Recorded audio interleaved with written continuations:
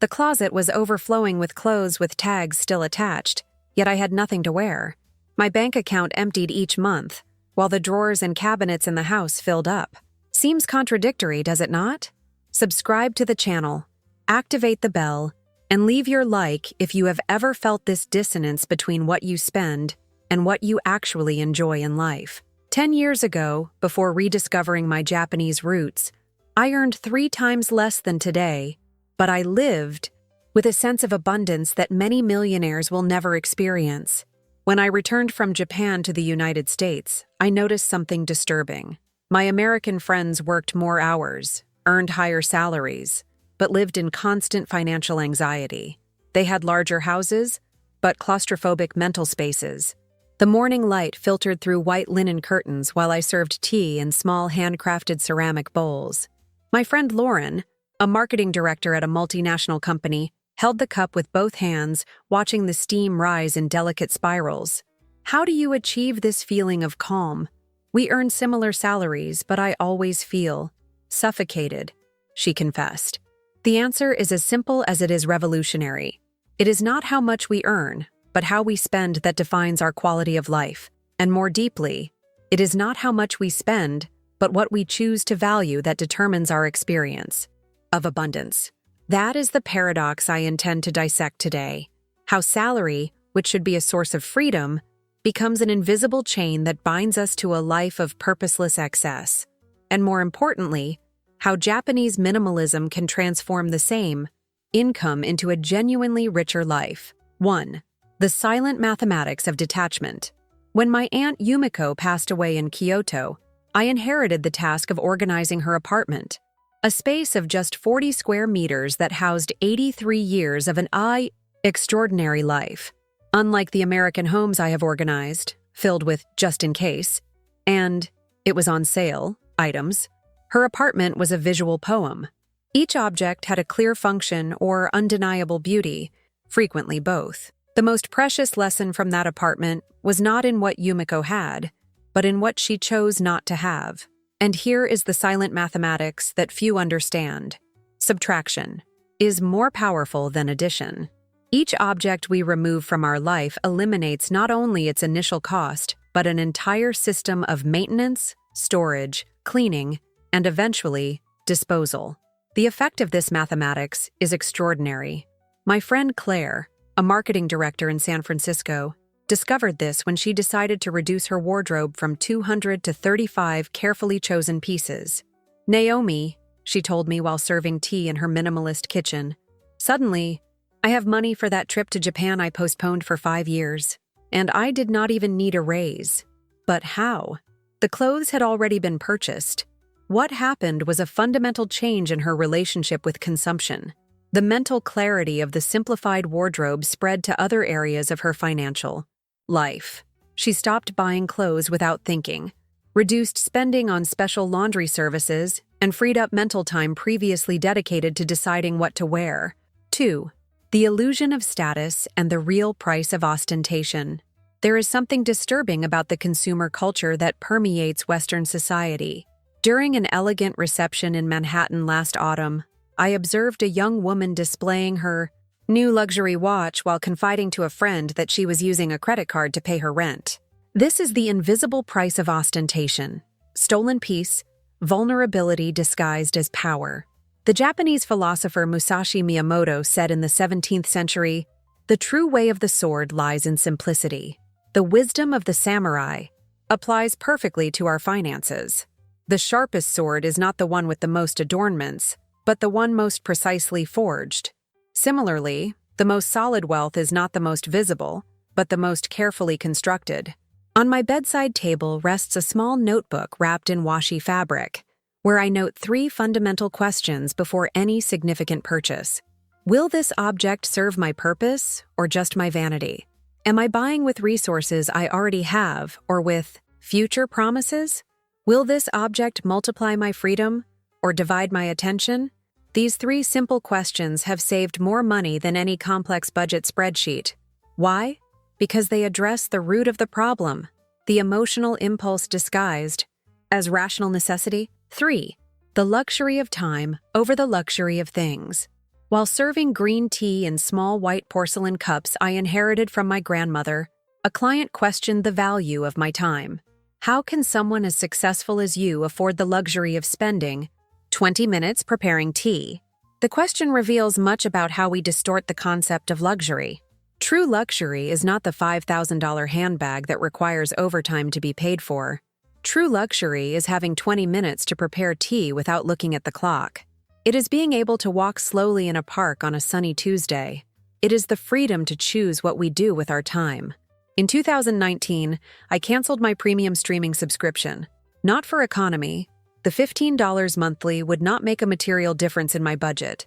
I canceled because I realized I was trading hours of my life for mediocre entertainment that I would not even remember the following week. With that recovered time, I began practicing Japanese calligraphy, an art that requires total presence. The irony?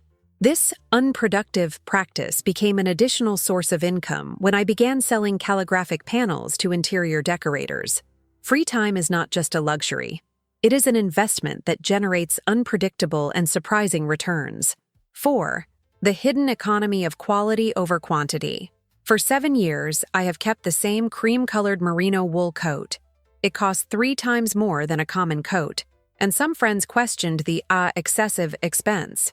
Today, they have bought and discarded several inferior quality coats, spending much more in the process, while mine looks as elegant as on the day of purchase. This is the hidden economy of quality. It does not appear immediately in the bank statement, but reveals itself over time. Japanese minimalism is not about spending less, it is about spending better. About understanding that what is cheap, frequently repeated, becomes expensive. When my friend Sarah, an architect from Boston, applied this principle to reorganize her kitchen, the result was revealing. She replaced dozens of cheap utensils with just 5 artisanal Japanese knives. "I never understood why cooking was so frustrating for me," she said while cutting vegetables with admirable precision, "until I realized I was fighting against my own instruments." This is liberation, understanding that owning less but better is not just a financial economy, but an economy of frustration, time, and attention. 5. The art of nurturing. What you already own. Last spring, I found in my closet a silk dress I had bought a decade ago. Its color had faded slightly, but the cut was impeccable and the fabric of exceptional quality. Instead of replacing it, I hired a small artisanal dyeing workshop to restore it. The process cost less than a third of what a new similar dress would cost, and the result was a unique piece with a story to tell. Nurturing what we already own is a forgotten form of abundance. The disposable culture has trained us for early abandonment, to confuse boredom with obsolescence. My grandmother cared for her porcelain cups as if they were treasures, and they were not for their monetary value, but for the centrality they occupied in a daily ritual of pause and contemplation. When one of them broke, she repaired it using kintsugi, the Japanese art of repairing ceramics with gold, transforming imperfection into beauty. This philosophy, applied to our finances, is revolutionary. What would happen if we invested in the maintenance and improvement of what we already own, instead of constantly seeking replacements? 6. The silent waste of decisions. Not made on my desk rests a bamboo calligrapher and a small card with a word in kanji, ketsudan, decision. It reminds me daily that indecision has an invisible but substantial cost. A client came to my studio with a peculiar form of financial waste. She had paid for 3 years of parking for a car she did not use because she had not decided whether she would sell it. The cost of that non-decision? More than $10,000. Not counting the depreciation of the vehicle. Many of us carry similar weights: uncanceled subscriptions, unsold properties, unfinished professional relationships, abandoned careers. The fear of decision keeps us paying, literally and metaphorically, for things that no longer serve us. Japanese minimalism teaches us that deciding, even imperfectly, is better than the apparent security of procrastination. A decision clears the mental and financial space for something new and more aligned with our current values to emerge. 7. The functional beauty of money in the right place. In my small house on the East Coast, I dedicated a space in the garden for a modest, Bonsai. It is not a particularly rare or valuable tree, but I have a daily commitment to care for it. Each pruned branch represents an aesthetic and functional decision, allowing the tree to grow where it should and containing it where growth would be unbalanced. This is, for me, the perfect metaphor for a healthy relationship with money. It is not about restraining all expenses indiscriminately, but about directing resources precisely where they promote balanced growth and functional beauty. In Japanese culture, there exists the concept of ma, the conscious space between things. Applied to finances, it represents the intentional spaces in our budget. It is not about living with less out of restriction, but about creating deliberate spaces that allow flexibility, breathing, and growth. For this, I have a financial practice that I call the 3 jars. The first for basic needs and security, the second for growth and meaningful experiences, and the third for generosity and impact. The balance between them is not fixed. It changes with the seasons of life, but the structure keeps me aware of where my money flows. 8. The transformation from "I cannot afford" to "I choose not to buy." Last week, a friend commented, "On my apparent discipline in deciding not to buy the new smartphone model. How do you resist?" she asked. I replied that I was not resisting anything.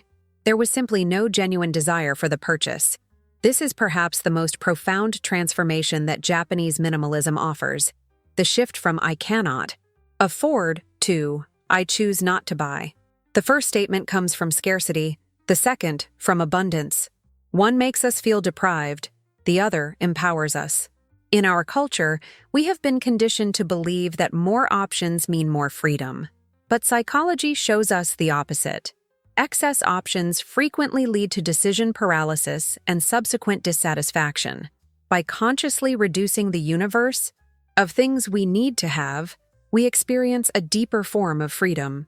During an elegant dinner in New York, I observed a conversation between 2 executives about their recent technological acquisitions.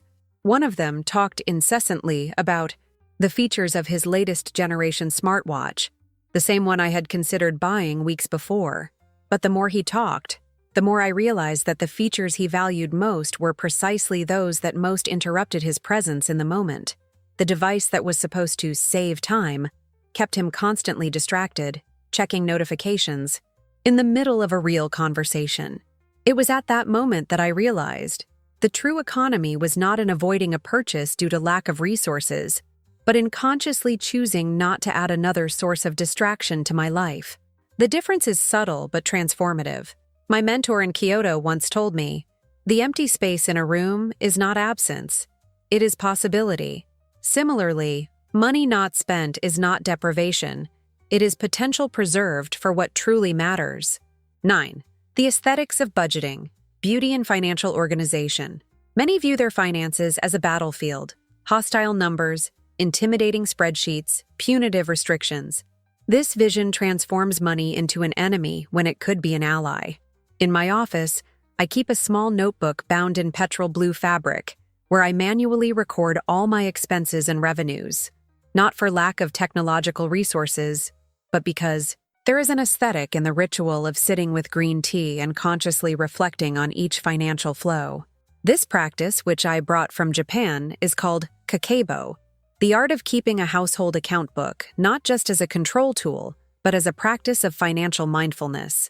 It is not just about recording values, but about creating a conscious relationship with each financial decision, understanding the emotional patterns behind them.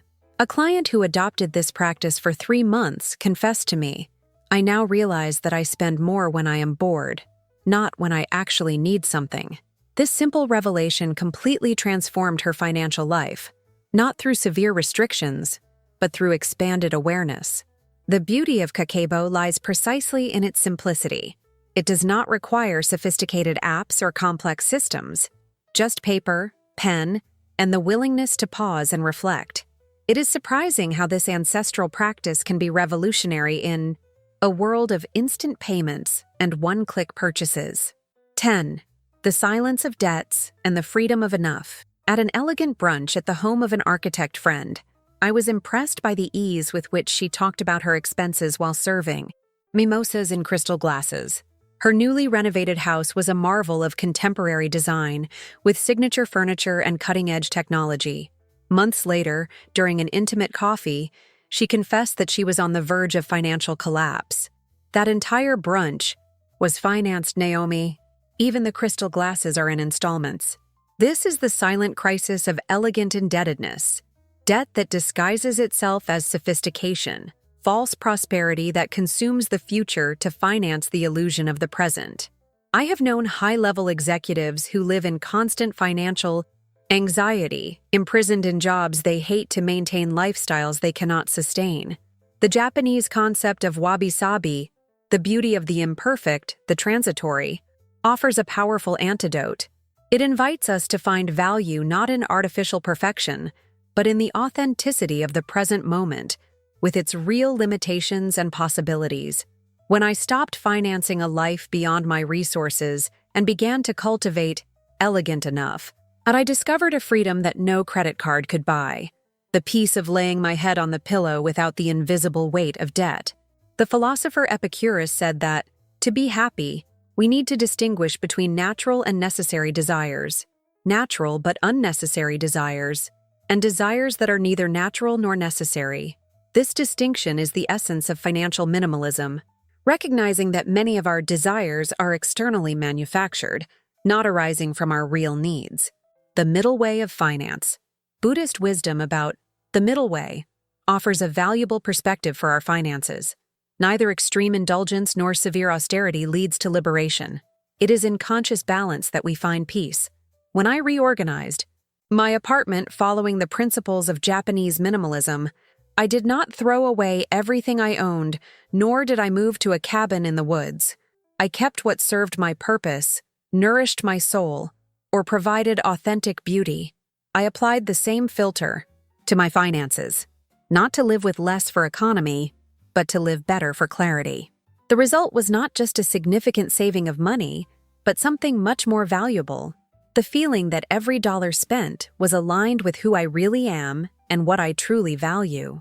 I remember an afternoon in Kyoto, visiting the famous rock garden of Ryoanji Temple.